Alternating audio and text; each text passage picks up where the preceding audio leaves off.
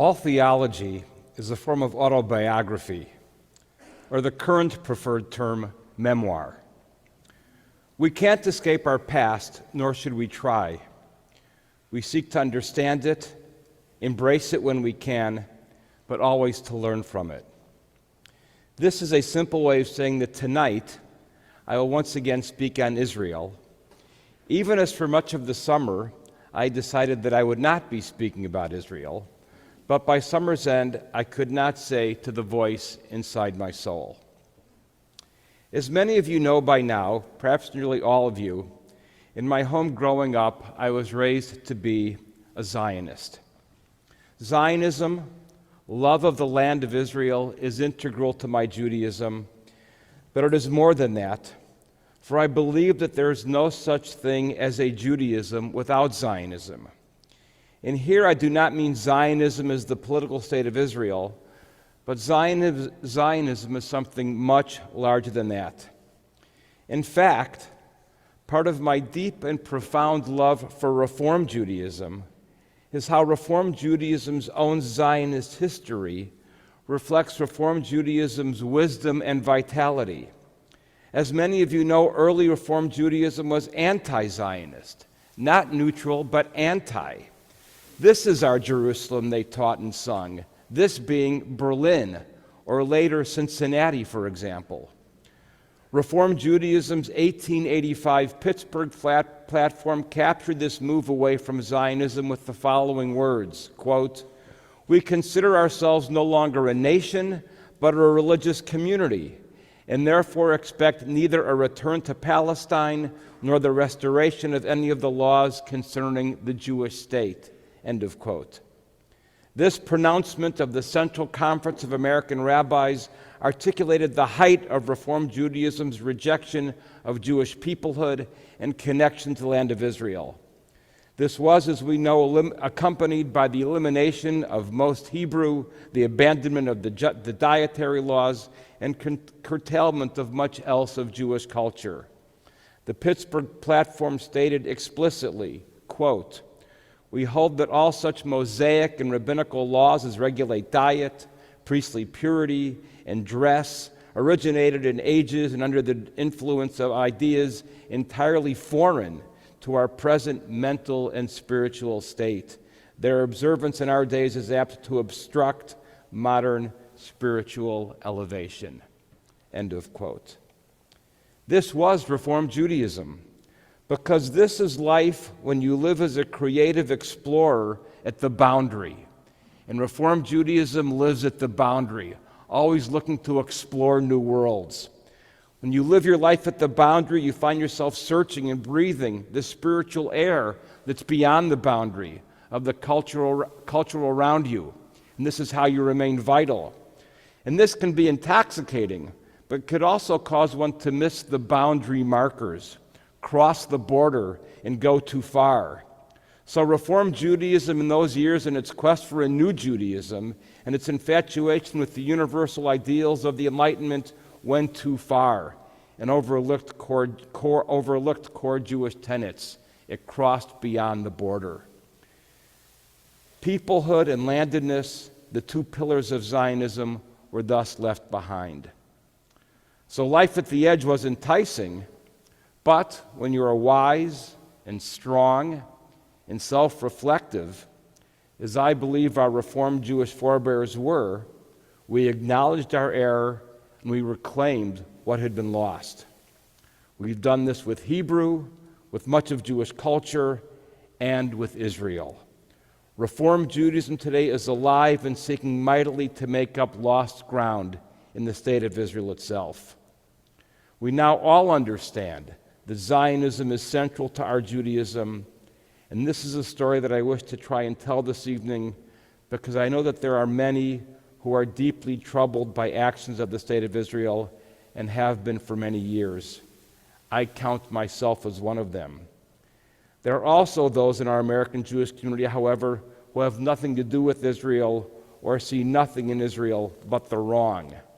I am not among them. I love Israel even as I critique it with a heartbreaking passion. You could look this up, But in 1983, my first high holidays here, I gave my first Israel sermon in our Micah community, wherein I critiqued Israeli behavior on the West Bank. I went back and I looked that over. There had been a stone-throwing incident, and an Israeli truck driver had stopped and beaten up a Palestinian youth. That was considered an incident in those days. When I was a very young rabbi in Minnesota, I stayed up half the night rewriting my Yom Kippur sermon one year, wherein I condemned the Israeli army behavior at Sabra and Shatila. I love Israel with a deep passion because I cannot not love Israel, even as I rage at its excesses, because how can you not rage at the excesses of that which you most love? So today we must say unequivocally, yes, there can be a Jewish democratic state, and that is our fight. So the Zionism story tonight is two stories, and both must be told. The Zionism that is integral to Judaism, the historical, the theological story, and the Zionism of the struggles in Israel today, and what our role might be. Zionism is critical to the Jewish story because the essence of the Jewish story is a covenantal story of peoplehood and land. I went back and I counted this. 7 times in the book of Genesis, God promises the land to Abraham. It's repeated with Isaac, it's repeated with Jacob, and the entire rest of the Torah, what is it? From when Moses meets God at the burning bush to the very end of Deuteronomy, it's all about the land of Israel and the people's journey towards it. There is no Jewish story without that land and its embodiment of place. We see our lives as an ongoing attempt to feel at home, to feel loved, understood, wanted, to have a place in the world, to have a home. Home, the place where we can simply be who we wish to be, the place we can discover who we are, the place where we can be who we are without looking at ourselves through the eyes of the people around us. This is Judaism's aspiration. So, of course, the Jewish story centers on home. And this is the biblical Israel, a communal home where a people can create a society where no one feels alienated, but instead have unalienable rights and unalienable loves, a place where there is no distinguishing between the so-called citizen and the so-called stranger. This is the deep message of Torah about that real place. This is what it means when the Torah commands Israel to be Or LaGoyim, a light to the nations. We are striving to create a model for how people everywhere might live. This was our ancient vision that fell short. Or, as my grandpa Goldman, a lover of Zion himself, wrote in his brilliant book, The Book of Books, an introduction. This is an introductory volume to the entire Bible. He wrote this, quote, Israel resolved never to be like the other nations, but could not abandon their ways. In a word, Israel dreamed and prophesied of the ideal society and even legislated for it, but never got down to build it. It was out of these apostasies and aspirations that the Bible came into being. End of quote. So this is who we are: people and land, family and home, dream and failure, aspiration and falling short. These comprise the essence of our ancient story. And we wrote it all down and we fashioned a religious life around its study, so at some distant day, when given the opportunity, we might get it right. This is what Zionism is: creating a sense of home for an entire people and for all who lived among them. What does the Torah say? One law for citizen and stranger alike. Again and again and again, the Torah teaches those words.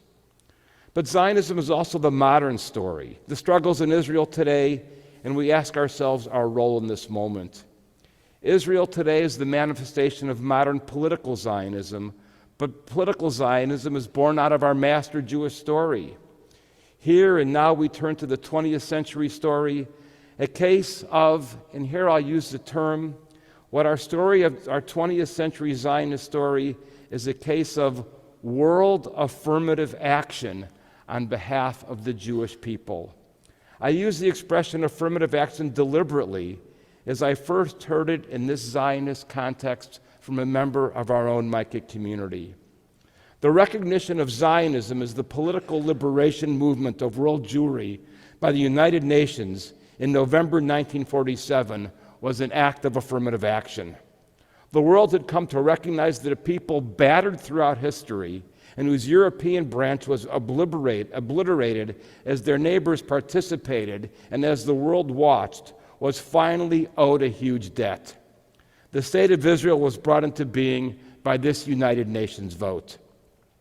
This affirmative action is understanding it's important here as an answer to the question most frequently posed by the left.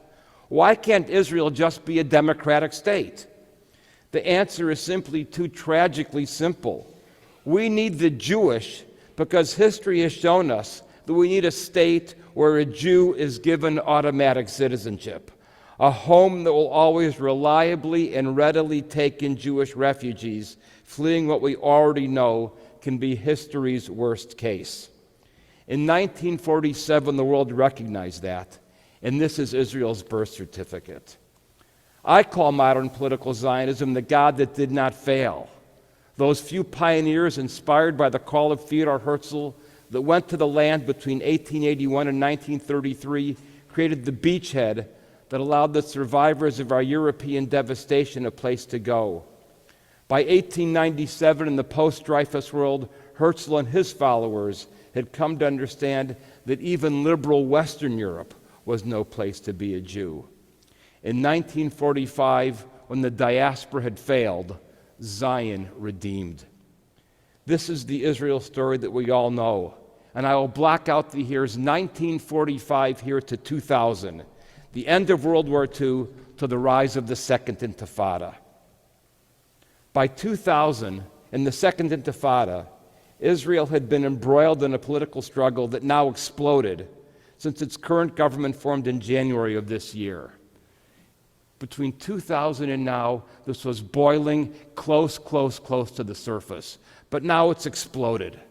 The ambitions of the current government and the nationwide protest movement against it have thrown into a spotlight all of the underlying tensions that have been present in Israel since its founding, but boiling at the surface the last 20 years.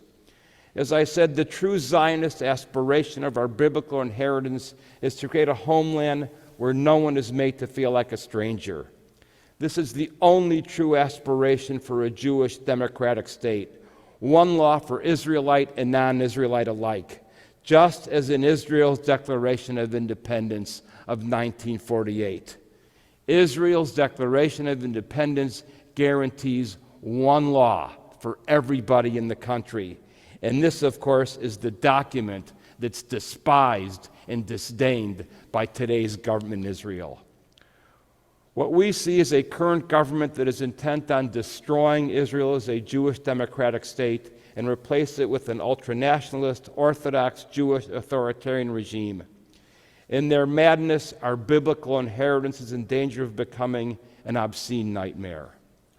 Where Reform Judaism once was blind to the deep lessons of our Jewish past, the current Israeli government and its followers is the product of a different Jewish blindness. An ingrown orthodoxy of biblical literalists who see everyone who disagrees as a biblical Philistine who they must destroy. They are autocratic zealots who are bent on creating a nightmare. They despise a vision of a consensus Israel with its competing visions, all arguing passionately but civilly in a public square. The current government is an unbelievable assortment of anti-democracy criminals and Jewish fascists. This is the coalition that was eager to serve with the indicted Prime Minister Bibi Netanyahu. They seized upon his weakness and aggressively asserted their far-right radical agenda, which begins with simultaneously stripping the Israeli court system of its power, as well as controlling who is appointed to the courts. You see, they have a plan. They're going to strip the court of its power, but they also have a backup plan, because they also appoint to the court the people they want. And this is a political system with no constitution. The independent court system has been the only check on the government since Israel's founding. But this so-called judiciary overhaul is simply a tool for their real aim: ongoing settlement expansion leading to annexation. Their greater biblical Israel theology knows no limits in its delirium. The erosion of the rights of Arab citizens in Israel. They want to make Israel free of anyone they consider an other. And expansion of religious law in the public realm. They hold what we call human rights in disdain. The first law they passed, stripping the court of the reasonableness override, is their first step in the consolidation of power in order to implement this vast disaster of an agenda. Yuval Harari, the Israeli historian, many of you have read his books, summed up his objection to the government's attempted moves in a single question in a great article you can find online. He wrote this in one question. This is what he says: should they succeed, what will limit the power of the government? He then wrote, if there is no answer to that question, there is no longer real democracy. Democracy has then been replaced by an authoritarian regime with no check on what it could legislate. Harari points out this regime could delay the next election indefinitely, thus enshrining totalitarian rule. Harari, fighting for liberal democracy, writes, quote, "It doesn't matter what majority you have. Even if there is 99%, a majority cannot be allowed to do what is blatantly and obscenely immoral. You cannot, for example, send 1% to extermination camps." End of quote. Harari is making it as tangible as it can possibly be. Now we know the public pushback in Israel has been inspiring, galvanizing, beyond courageous. There are some estimates that claim to date 7 million individual Israelis have participated in demonstrations. This is out of a population of just over 9 million. I've seen figures that on any given Saturday night, as much as 17% of the population is out there demonstrating. And what are they shouting? Demokratia, demokratia, demokratia. We're all inspired as vast sectors of society have united in protest. And you've all read the articles in the papers how everybody is out there. Army reservists, university professors, scientists and engineers, high-tech industry leaders, former chiefs of staff of the Israeli army, leaders of the intelligence agencies, artists, writers, religious, secular, rabbis of all stripes, all united in the ranks of the protest movement. Should Netanyahu and his thugs succeed in his desperate democracy-ending measures, we will be looking at a radically different Israel. Where does that leave us? What are we to consider on our holiest night of the year? What will we lose? Israel embodies the Jewish miracle of our time. In Israel, we are a people that rose from the ashes to build something far from perfect, but nonetheless very, very special. It is beautiful and it is great. The Jewish spirit comes alive in Israel like nowhere else in the world. Amos Oz called Tel Aviv alone as great a contribution to world culture as the Babylonian Talmud. And then he wrote, maybe even greater. Consider Jewish culture today, music, the arts, dance, literature. By any measure, Israel is an inspiration worldwide. The Zionist cup that is Israel overflows with creativity and contributions to all humankind in all fields. Our Jewish world, our entire world, is impoverished if we do not have the Israel that we have today. Thus far, American Jewry's so-called national leadership has been way too tepid in their response to this crisis. Maybe now, with the Prime Minister's visit, they are beginning to catch on. About 2 months ago, before Tisha B'Av, our traditional date commemorating the destruction of the temple and subsequent exile, I was called by a journalist to comment on the parallels between that destruction, which the Talmud says was brought about by internal Jewish rivalries and hatred, and the current situation in Israel. I told the journalist that I had nothing to say, even though just a few months earlier, while in Israel with our Micah group, we had participated in the protests, and I had experienced them firsthand. But at that moment, I did not think I had anything to add to the conversation, so I said no comment to the journalist. But I've thought about that ever since and have regretted saying no to the journalist. I wish I had said two things.